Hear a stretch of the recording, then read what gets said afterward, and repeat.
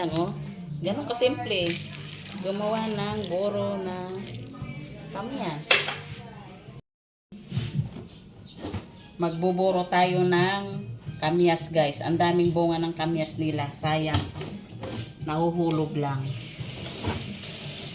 Masarap ito iburo, guys.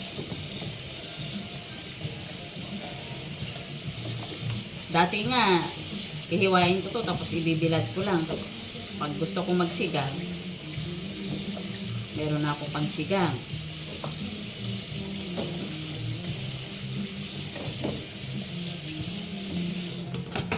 Tanggalan lang natin, guys, ng puno para maalis tong ganito niya, oh. Sayang naman, ang dami, oh. Handa hulog na lang sa puno yung bunga.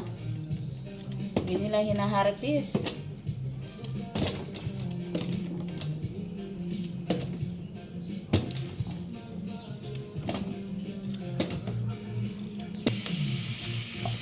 Sarap to. May ba, magprito kayo ng isda. Tapos ito yung sausawan, yung dis na toyo. Kuha lang kayo ng isa. Hindi ka dalawa. Tapos lagyan nyo ng asin. Masarap. Dadami kain mo nito, Joy.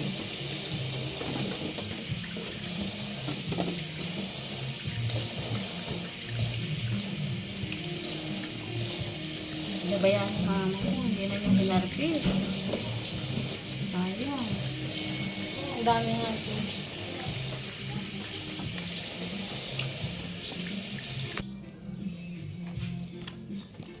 Ganito magboro ng kamyas, guys.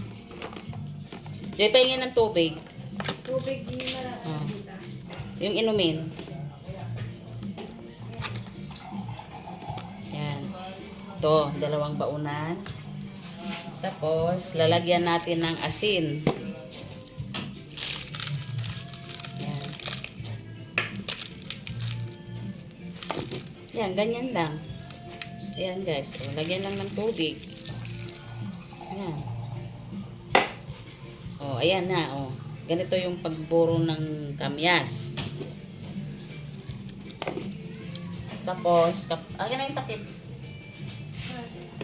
Kapag ilang araw, mga 2 araw, 3 araw, pwede na yan kainin. Ayan, ganito lang magburo, guys, oh. Sandali, madaling lang magburo ng kamyas. Babad mo lang sa tubig sa asin.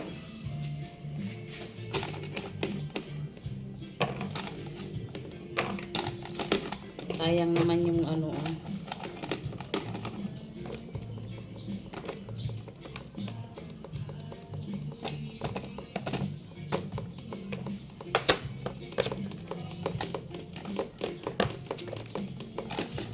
Ito, dadalhin ko tong isa. Yan, lagyan ulit natin to. Nakadalawang baunan. 3 kasi dadalhin ko tong iba. Kuha mo kong plastic, Joy. Yan. Ganun. Yan.